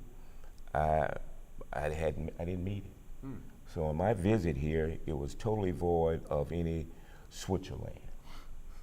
But when I came back to, you know, to camp, you know, before the season, I immediately found out how instrumental this guy was going to be in my life. I really did. And to this day, I babysit his kids. Now I babysit him. So we look, you know, we have dinner. I just had a birthday, and I celebrated my 65th birthday over at his house with he and Becky. I had a cake and everything, and it was pretty cool. And to be able to say that my dad was my high school football coach. So of course, you know, you can understand that relationship there. And to say that, you know, the relationship Coach Switzer and I have, you know, rivals that, and, you know, takes on, you know, different other phases, you know, as far as friends and mentors and associates, it's pretty special. Very nice. Joe, when you step out onto Owen Field, do you just get a longing to play again? Do you wish you were still playing? Absolutely not. No, you know what? You were going to say absolutely. Hey, you know what? I tell you what. You know, the fact that I played on grass in high school, I love grass, and you know, of course, since you know my days, they've resurfaced the field with grass, and I do wonder what it would be like to play on this field now, but for a different reason. As a kid, I grew up, you know, understanding, hey, if you played football, you got dirty and muddy. Our uniform just got scrubbed, you know, torn up, you know, on the artificial turf. But I always wondered, how would it like to be getting some of that red dirt on you with the paint and all that other good stuff? And I think about that, and I said, now that would be cool. That would be real cool to do that. But as far as, you know, just the other activities, hey, wouldn't want to change anything. Would have liked to have won maybe one more game that we didn't win. We didn't lose, but we didn't win. But other than that, hey, everything was pretty cool. Pretty cool. I'm curious, just, I don't know how often you get to the stadium now, but how different is it, like just the whole atmosphere, the whole game mood now from when you play? Because I can't, I'm going to sound young, I can't like imagine going to the game and they're not just being like huge speakers, just blasting music and the huge Jumbotron stuff. How different was it now as opposed to then? Well, you know, that for sure, you know, and playing the contemporary music and all that other good stuff, you know, that is different. And for me now, you know, being on the sideline for most of the games, it's pretty entertaining. Yeah. I do enjoy it. But, you know, the atmosphere, you know, even at that particular time, you know, when we didn't have the upper level, now we had the upper deck on the west side. Yeah. Didn't have the east side. And we had steel green stadiums seating in the south end zone. But even then, it was really unreal. I mean, it was loud, and people were always cheering, and the whole struggle at that particular time was try to put half 100 on it. Yeah. That was our mantra. The old mantra. Yeah, Man. put half 100 on it so the other guys can play, and we played 120 guys almost every game. Man, I got to ask you now, the state of football back then was awesome. I mean, it was a great game. But now, of course, these days, the state of football is kind of in question moving forward. What do you think about sort of the scrutiny that the game is coming under, and how do you view the state of football as it is today? Well, first of all, they've had a lot of rule changes. Some, I think, definitely for the better. And I understand, having to protect, kids. And I think, that should be the priority. But the game has changed from being probably as physical and as dangerous as it was, because you could do almost anything. You could hold guys up and then cut their legs from under. You could crack back on people. The wedges, on kickoff returns, hey, that was suicide. But, it was fun. That's what you expected. Yeah. I mean, this is what we played in our backyards. I mean, we got up, got games together, and my dad always tell them, junior guys, you all need to play tackle. Don't stop playing tackle, play touch. You kidding me? You weren't listening to that. Well, we did for a while. He was out there for 30 seconds, but are you kidding me? Play touch? Oh, man, we're not playing touch. Yeah, well, shucks. We can't wait till the day we get our pads on and get a chance to really hit. And that is sort of the culture that I grew up in. Now, we're talking about, laying the wood on someone, kid running down the sideline, you're imagining him, clubbing him across the head with a forearm. I mean, that's the kind of stuff we used to think about. I mean, in collisions, plus it was a different, time for the most part. Kids stay inside a little bit more. We used to get punished by staying inside. Keep it up, you're gonna get inside.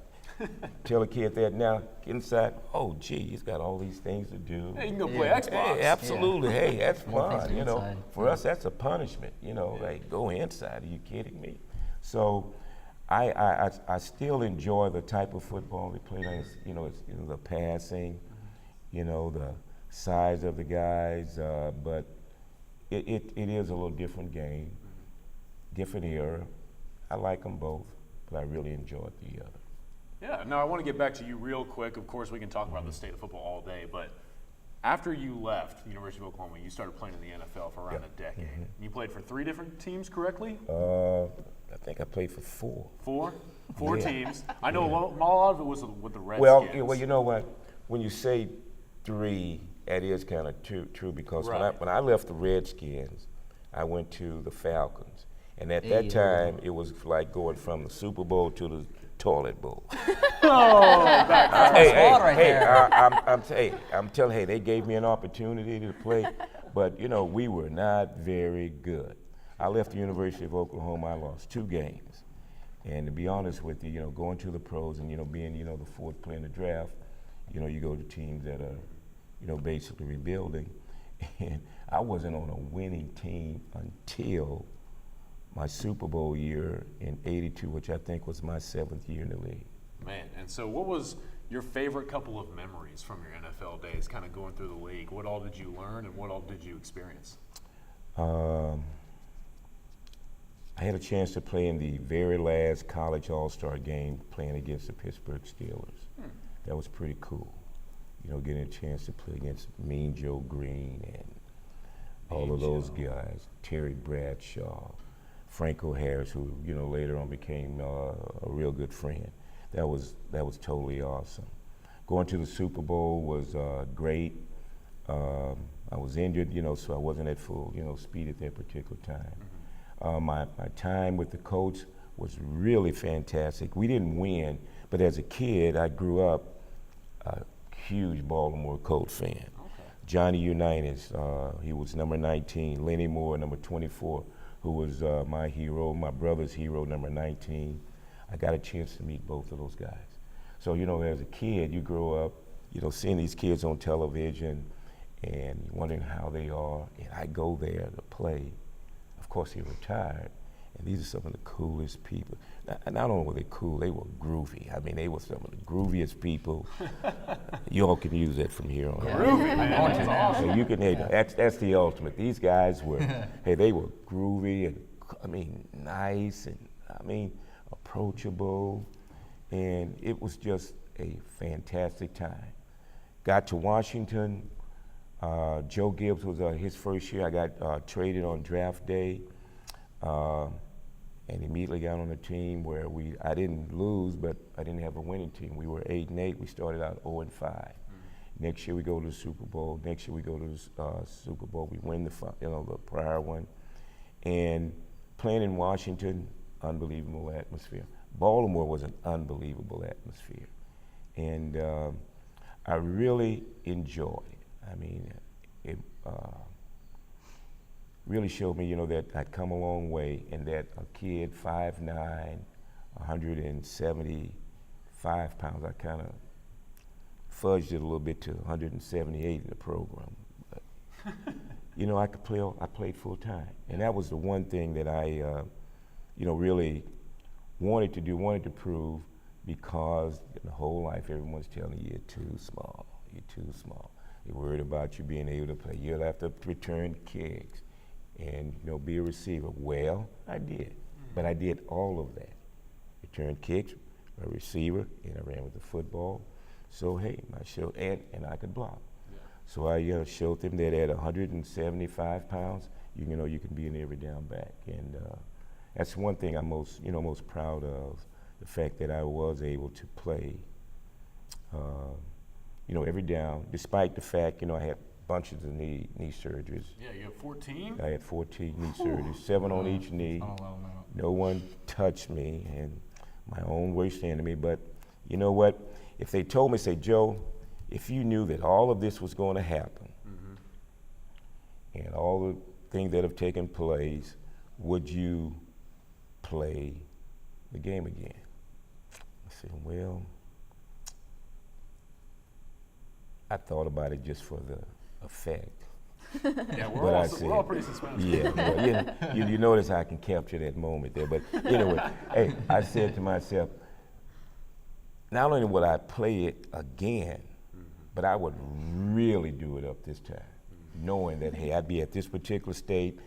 They can replace knees and all other kind of stuff. Oh, shucks.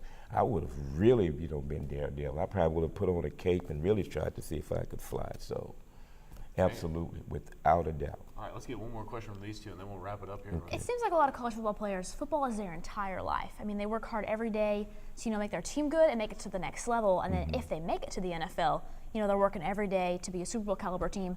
You can't play football forever. So when you were done, I mean, did you kind of struggle with what's next for me? And what advice would you have for people who feel like that? Well, you know what? Hey, first of all, it is. And I tell these kids, first of all, I say, hey, you're an athlete student, a student athlete. Doesn't matter which order you put it in, just make sure that you accomplish both. And the reality of it all is that you can't play forever. And even the guys that have long careers, still, you're going to have that particular void afterwards. Now, granted, you understand that can't do anything, forever. I mean, that's just the reality of it.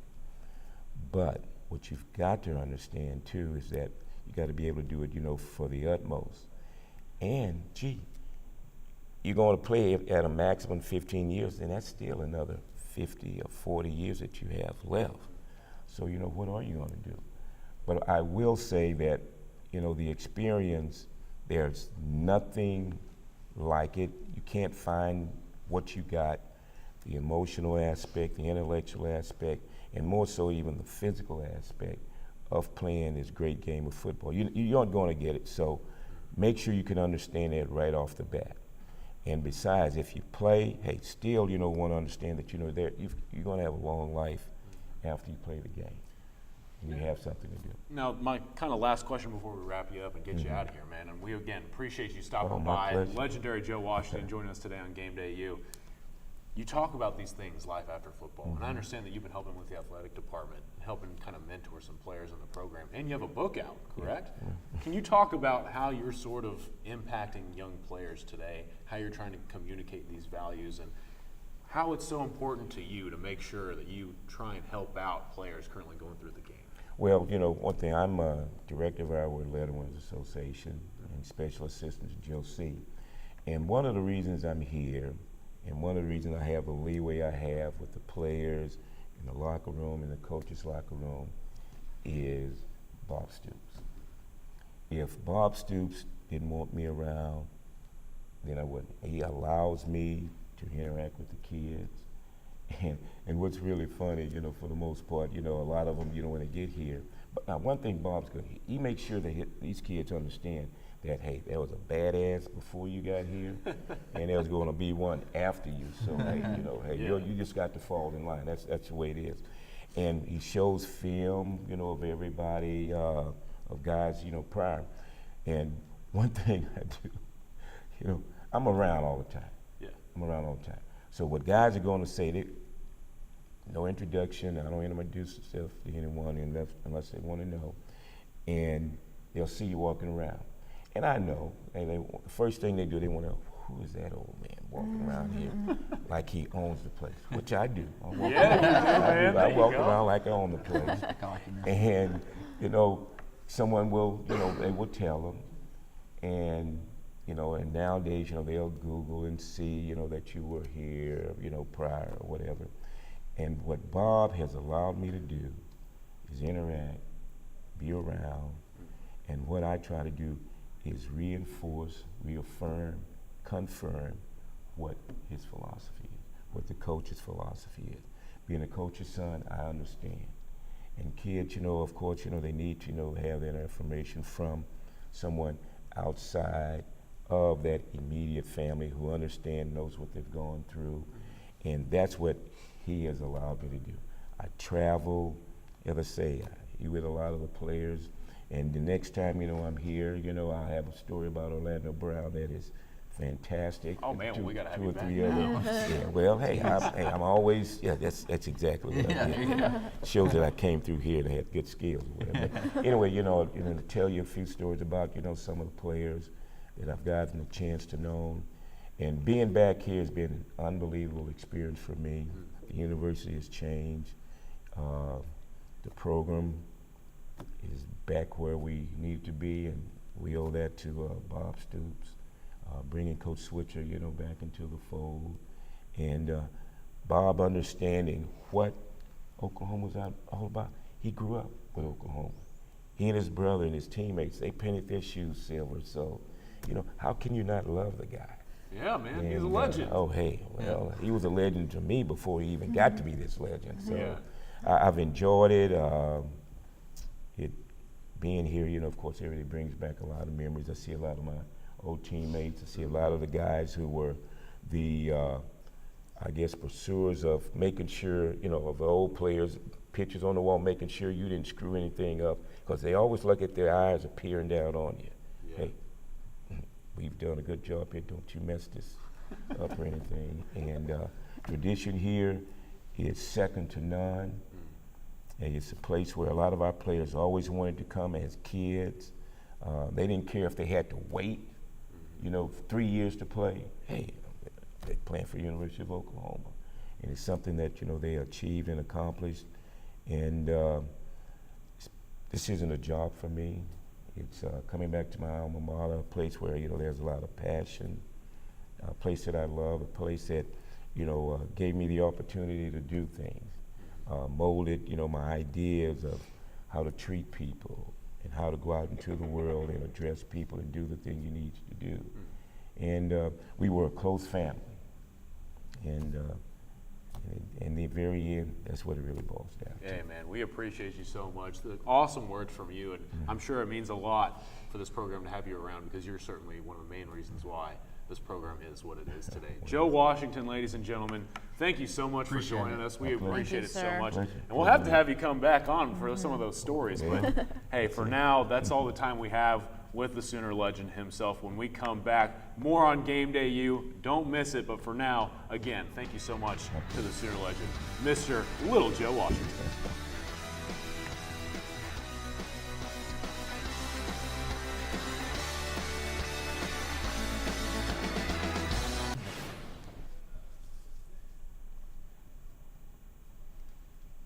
Welcome back to Game Day U. It is time for the last section, the final section.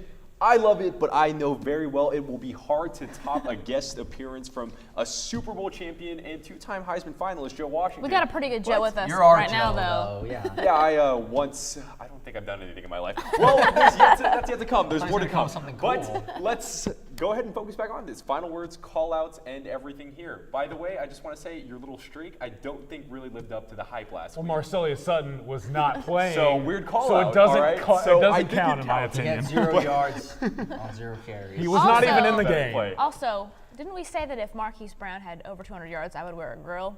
Yeah. He also Did not 0. happen. Yeah, that was your thing, and it did not happen Yeah, either. so I'm pretty disappointed. He about had a that lot one. less than 200, as in none. All right. He had exactly Let's go ahead 200 and last jump Yeah. right into it, though, guys. Josh, take us away with your final word. All right, so my final word is different, and I put like a question mark on it, like different, like a question, because is this team different than past years? They won the Stripe the Stadium game, which they had lost a bajillion times before this. They won the Army game, the Iowa State game, games that the past teams might have lost. They're wearing the all crimsons today. That's another bad omen. Can they get over that one? And can they win another game that has this kind of feels like the trap game that they lost the last few years. The Iowa State game last year kind of felt like this one, all crimson uniforms. Can they get over it? Is this team different than past year's teams and keep on winning, keep passing the tests, and keep on rolling right into bigger things later in the season? Is this team different? So I'm looking forward today. I'm disappointed again by the boring words so far. Stop Oh with my God, stop. here we go again. They're just so boring. We get that you're Different. trying to Your make words sure. are boring. Yeah. How are my words boring? 'Cause I don't know what You're a it walking is. That doesn't mean thesaurus. it's boring. Okay, my word today is exuberant. Chill out. Does anyone know what that means? It's Do we really have not. a dictionary? I think It's it just really not means that like big. hype. It means hype. Yeah, I could see that. It means like joyful. And this isn't necessarily OU related, it's just college football related. We're in week 5, there's some good games all day today. It's football season. I'm so excited that we're here. It just started according to Joe, which isn't true. But yeah, I'm exuberant for football. Madeline Exuberant. Roberts. She brings a final word, another big word, and she just applies it to all of college football, and she almost hits me in the face with her pen. That was pretty awesome. Giving us, That was giving us slack intentional. for our word. Yeah, I and know then- we can apply words to the world. Yeah. I'm No setting, general blanket I'm setting new statements. standards happy on that the football show is here. today. Okay, my final word is statement, and I'm excited to get into this one a little bit more. This is a statement win. It has to be, in my opinion, for the University of Oklahoma. We've talked about it a lot on this show today. They've had some struggles, and there consistently seems to be negative storylines that emerge after every OU football game. If you go out there and you beat the absolute mess out of a Baylor team that's playing pretty good football right now, I think that does a lot for your season moving forward, and it kind of flips that narrative and makes the attention back on you in a positive manner. I think this OU football team is really, really good. Go out there and prove it with a statement win today. I have a synonymous word to statement. It's also Synonymous. Very, ooh. Okay, That's come on, your that word. is Madeline Ew. level That's big, a all right? Madeline thing. All right, whatever. That's My your word word, synonymous. is going to apply to the world and OU because apparently we can do that. It is rally. All right, this does not just include from last week's showing against Army. This is for last year's game in Waco. This is a different team. I understand that these are different circumstances, but at the end of the day, it's a new week. They have a new game in front of them that they just have to rally back from and hopefully finally put on a dominant performance that's complete all around against a team that, for the most part, is more credible than any of their past opponents. So let's keep going.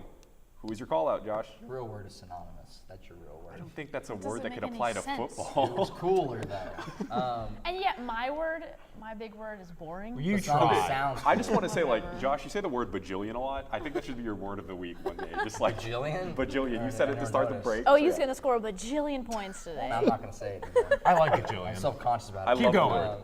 So my final, so my call out, I broke my streak a little bit. Sermon had a good game, so I had a call out actually do something. My call out this time is going to be the secondary completely because, as I mentioned earlier, Baylor's pass game is really good. The secondary should be rested. Army didn't throw the ball at all. They did not throw it a bajillion times. So they should be rested to go. They're going to be tested a lot. Baylor's got a good receiving core. They're going to throw it a lot. Looking for the secondary to prove to me that they are good. Let's see what they do. They had a bad game against Iowa State. Or didn't even have any pass plays to defend against Army. So let's see what they do this week. Calling out the secondary to show up, force some turnovers, and don't let Hurd and Mims and the other guys just go bananas, which I fear they might. But we'll see what happens. My call out is a little bit related to the defense. It's the guy who is in charge of it. I'm calling out Mike Stoops. Low-hanging fruit. He was a little bit frustrated after the You don't Army wanna game. talk? Can I speak, please? Thank you. He was a little bit frustrated after the Army game. I think he tried to mask a little bit, but he was a little bit upset by how the defense performed, I think. So, I mean, he needs to have these guys ready to play. Like we've said, Baylor can put up a lot of points, and they probably will do that today unless Mike Stoops can take control of his guys and show out today on the defensive I'm side a little of the ball. disappointed that we got this late in the show without mentioning that Mike Stoops wore a backwards, upside-down visor forgot about to that. post-game last week. That was the coolest thing Mike It Stoops was has ever interesting. done. He usually does that in practice, but hey, if he's feeling it, He he's went out there feeling with it. just like, he like literally just like put his papers down, just like, man, that was a game, wasn't it? All right, here we go. Well, we're going to revisit that game because Khalil Houghton is my call-out, and it seemed like, I don't know, maybe Army players were either dipped in butter or maybe Khalil Houghton's arms were in that butter because he struggled to tackle. Now, I think he's a really good player. The thing is, as I mentioned earlier in the show, Robert Barnes will potentially be out, and Khalil Houghton will get most of the workload at the safety position. Now, I'm making sure that I pick a player that's actually going to play some football today. I think Khalil Houghton has a lot to do in this game. Now, Madeline mentioned it, and Josh touched on it as well.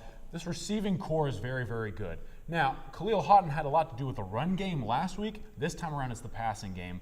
I think he has to play a little bit of a role in both. You have to shut down the Baylor run, and then on top of that, you're in the back end. Make sure they don't get over the top and shut down that Baylor receiving core. And hey, underrated storyline, Khalil Houghton's from Waco area. So this is kind of a chip on your shoulder type game. Go out there and show out, be a safety that makes an impact play and helps shut down this Baylor offense. Yeah, I was going to mention that. Earlier this week, Khalil, he said, you know, when he plays Baylor, there's a lot of guys he went to high school with and played against high school, so cool game for him. Yeah, have a big game today. I'd hope so. That'd be pretty great.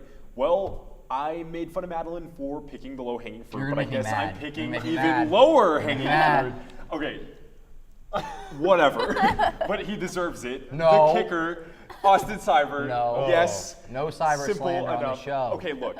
I, for one, understand the respect and all of the, I guess, the accolades we were say about how he is basically a very good kicker and a legendary kicker for both college and OU. But at the end of the day, last week was inexcusable. The fireworks going off on what would have been the game-winning field goal, the biggest premature celebration ever. I'm calling you out too, but more specifically our kicker right now. So maybe I am picking a player who won't get to play outside of extra points right now because I think this might be synonymous to last season, where whenever OU would find itself in its own area, in its own red zone, that they would never really opt to use Seibert as opposed to just using a fourth down play because they thought it was more reliable at times. And that might be understandable. So today, I hope I'm completely wrong. I hope that you yourself can have a great game and completely shut off all the hate that you had for that one play.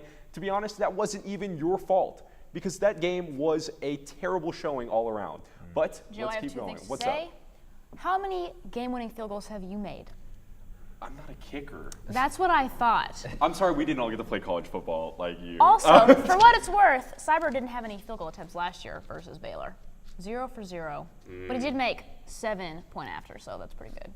Lincoln said that he's Here not comes scared. Josh to the rescue. No, Lincoln said that he's not scared to put Seibert back out there in a big spot. And Seibert bandwagon. I'm on the train. He's the man. Is he still going to be in New York for Yeah, Heisman? that was that hurt, but he's still the man. He had a good game with Ohio State. Okay, fair enough. But let's keep going. One good game before. The score prediction. Josh Calloway, what's up? I think we're going to get a high-scoring game. I think 52-34 Oklahoma wins. I think Baylor might score more than that, but I've been giving the defense pretty good credit. I've done pretty bad at all of these score predictions. I've been way off almost every time. So 52-34 is probably not going to be the score, but maybe it will be, and I'll be cool. I don't know. We'll see what happens. You're not going to be cool because I know the score. It's going to be 45-35 Sooners. Like I've been saying, I think the Baylor Bears are going to put up a lot of points. In this one, I think the defense will struggle. And I think we see a similar game to Iowa State where it's kind of close the whole time. OU does pull away in the end a little bit by 10 points, 45-35.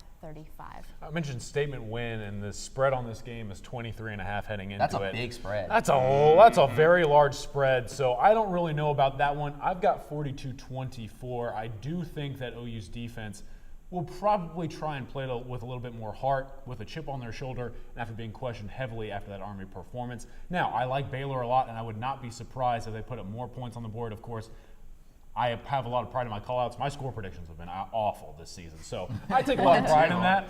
And I think 42-24 is just me trying to take the under and bank on OU's defense stepping up in this football game. Every single week, I have always tried to make the margin as close as possible, and for the first few weeks, it was a very dumb move. UCLA, obviously not a good move. FAU, obviously not a good move. Yeah. But last week and this week, I think it might finally pay off, and you're jumping the bandwagon. So I'm going to say that my score prediction is 45-31, very close to Madeline's, but there's just no way I see with what OU has proven against other teams that they cover, that they're not going to right now. And given what everyone else has said, it's going to be a high offensive game. The weather is great. There's going to be literally no restraints on anything. So that's what I'm thinking right now. Yeah, I don't blame you. Yeah. All right. So I want to ask you guys one quick question before we head out and throw it back to the studio team. And it's pretty basic. What are your final thoughts? Final thoughts for me personally, I'm going to give you probably a player to watch outside of my call-out, Khalil Houghton. I want to see what Kenneth Mann does in this football game. There are some situations where after the Army game, he kind of came into question. He's more of a prototypical pass rusher. And in that Army game, he was forced to do something he's not typically comfortable with. Be that bully down low, try and force the line of scrimmage, attack at the point of attack. This will be more of a well-suited game for him. I'd like to see him come out and have a great game in the pass rush aspect, get to Charlie Brewer, a young quarterback in a hostile environment. If Kenneth Mann does that, I think it will pay out well for the Sooners moving forward. I want to see special teams do something in this game. Like we've been talking about pretty much every show this year, they've been better so far. And I think that can be the difference in some of these closer, high-scoring games, especially going into Big 12 play, is some of those special teams either are doing good things or making big mistakes.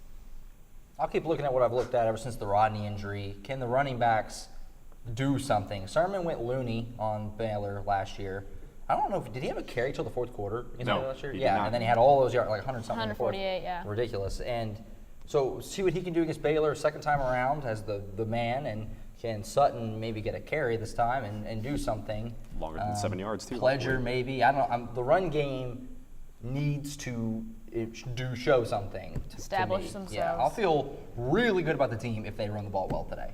All fair points, but the game is just a few hours away, so we are going to have to wait and see. Guys, thank you very much. Enjoy watching it. Enjoy covering it. 2 weeks off. Yeah, 2 weeks off. Because away games are perfect. You guys are going to be traveling on the road a lot. But, guys, as I said, enjoy it. That will be all for us right here at the remote. But when we come back, the studio team will do the exact same thing, breaking down everything to it. We appreciate you watching. Stay with us.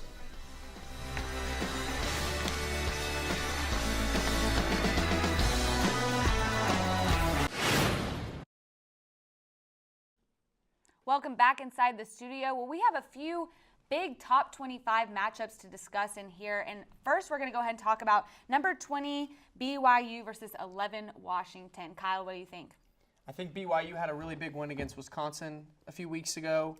Washington struggled a little bit. Jake Browning hasn't been as exceptional as I thought he would be this season. But I think that Washington is the better team. They still have a stellar defense. And unless best name in the game, running back for BYU, Squally Canada, goes off, then I think Washington gets that win. All right. Yeah, I totally agree with you. I think Washington has a great secondary. They're coming off a couple of hard losses against Auburn and Penn State, so I think they're going to be really hungry for this win. And quite frankly, I don't think BYU is very great at creating pocket pressure or even making those big plays. They're kind of just like, oh, I can do it right now. This is an opportunity, and they don't really go beyond that. All right. Well, I'm also taking Washington. It's a home game for them. BYU is just going to settle with being able to beat Wisconsin this year. I mean, come on, take that. That was really cool. Yeah, it's a big win. Yeah, Like, congratulations. Be content with that. You're not going to get another one. BYU's not even averaging 175 passing yards a game, and Washington has one of, if not the best defensive line and overall defense in the entire NCAA. So I don't think that spells something good. So I'm going Washington. All right, no faith in the underdog over here because I'm also going with Washington. But next we're going to go number 4, Ohio State versus number 9, Penn State. What do you think? This is a really fun game, and I think it comes down to the battle of QBs. Dwayne Haskins and Trace McSorley are two of the best quarterbacks in the country. Dwayne Haskins has thrown 16 touchdowns this year with just 1 pick, and I think if he's able to recreate that success that he's had so far, I think that they go out and get that win. But McSorley, we've got to watch out for his legs. 6 rushing touchdowns in the season. I mean, that's pretty good for a QB. Very good. Yeah, I'm going to go with the opposite, though. I think Penn State is going to take this. Okay. Don't So be just upset over disagree here. with Kyle. That's cool. Good, do it. Well, they exploded last week. They came back for the 21-24 deficit. It really is a battle of the offenses, and I just think that Penn State has a better offense. It really is just that simple. And I don't know. I'm not an Ohio State fan this season, I guess. So. It should be a shootout either way. Yeah. Oh, yeah, very exciting game. Haskins versus McSorley is the best quarterback matchup we've had so far this year. It might be the best quarterback matchup we have maybe until the playoff. Ohio State has won five of its last 7 games against Penn State at Penn State. Haskins will just torch him with the deep ball, I think, and he already has 16 touchdown passes, and you have that running back tandem that's so great. And I don't think Penn State has been completely on it at all times this year, and I think that Ohio State actually has, and they've been blowing opponents out of the water. I'm going Ohio State. Penn State's not going to be able to score 40 unanswered against Ohio State to come back. I don't know. If they're down, then I think that they stay down. I don't think Ohio State. It's going to be a very sad day in Happy Valley. A very sad day in Happy Valley. I'm also going with Haskins and Ohio State there. Sorry, Skylar. I guess I'm a lone wolf. Hey, if you're That's right, okay. though. You know what? Yeah, take it. All right. Well, next and finally, we're going to go with number 7 Stanford and number 8 Notre Dame. Close matchup here. Yeah. We talked about Book earlier today, and I think he's going to have a big day. But for Stanford, it's all about J.J. Arcega-Whiteside. Favorite cameraman, Zach. There you go. He has been a beast, and I think this is the week that Bryce Love finally shows up. He struggled this season, but he ran for over 2,000 yards last year, I think. He's got to show up. There's got to be a big game, an important game for Stanford. If they want to go out and keep crushing the Pac-12, this is a good game to get going with. Right. If we had talked about our Heisman, Bryce Love was going to be mine. I think that he is a rock star.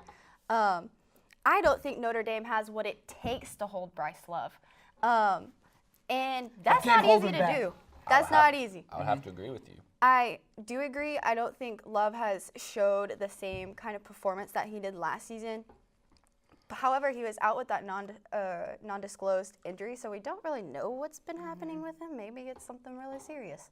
But this is going to be Ian's Book's hardest opponent, and he just got put in, and Stanford has been on their A game too much for this new QB to walk in and dominate, I think. Yeah, I mean, I've already picked against Stanford twice this year, and they should have lost last week to Oregon, but I'm taking them in this one. I'm not going to be wrong again. They're only allowing 13 points a game right now, and they're playing way tougher teams than Notre Dame has been. USC and Oregon versus Ball State and Vanderbilt. Yeah. It's a big discrepancy. Don't forget about there. Wake Forest. Oh, sorry, I left out Wake Forest. Notre Dame's really yet to impress me, so I'm going to roll with the trees in this one. Go Stanford. Yeah. Notre Dame, their schedule isn't very impressive overall. I'm going Stanford also. I think this is Bryce Love's game to stand out, obviously. I think he needs to. All right, now we're going to go ahead and go over to your upset picks this week. Kyle, who do you have for us? I'm really high on West Virginia, but I think this week, Tech's offense with Alan Bowman, I think that they get it done this week. Alan Bowman has thrown for over 1,500 yards. He's been slinging it around. Their offense has scored over 70. They've scored over 60. They haven't really been slowed down by any teams, and I'm not sure that West Virginia's defense is going to give them any more trouble than they've faced so far. So I think Tech might actually go get a dub today against the Mountaineers. Yeah, that is. That's kind of of a hot battle take up there. Yeah. But whatever. I think for my upset, I think that California is going to overcome Oregon this week. Wow. Oregon just lost to Stanford, and I think that with that loss, it's going to be fresh on their mind. This is also their first road game, which when you haven't had access at home and you go on the road, it starts getting messy. Right. And you're sad. Right. Overall, I think California is just it's a more experienced team. And Oregon last week, you just didn't see that finish from them. The second half came, they scored one touchdown, and they gave that game away. Yeah, that was their win. They did, and so I don't think in a week that you can solve those problems. And California has been on they've been on their A game. They've been doing well this season, so I think Oregon's gonna have another tough week. Okay. Well, I'm going to dig a little bit deeper here. Southern Miss is going to beat Auburn this week. Jack Abraham is gritty. He's 6 feet tall, and he's ready to go. He has over 1,000 yards passing and 10 TD throws this year. Right and now. they have a wide receiver named Quez. His name's Quez. That name is awesome. Is it short for something? Or No, it's just literally Quez. Oh, sweet. No Okay. bats, He's just the 6'2". Quez. He has 5 touchdown catches, man. Go big or go home. Auburn's packing. They're heading out. They're done. Yikes. Southern Miss. Do you want to comment? I have no comment. All right. Anyways, let's go ahead and decide who's winning today. OU, Baylor. OU. Baylor's got a good offense, but OU's going to get I think it's going to be a really high-scoring game. Everyone needs to bet on the over for sure. All right. OU 48-31. I think they're going to cream them. Nice. 56-38.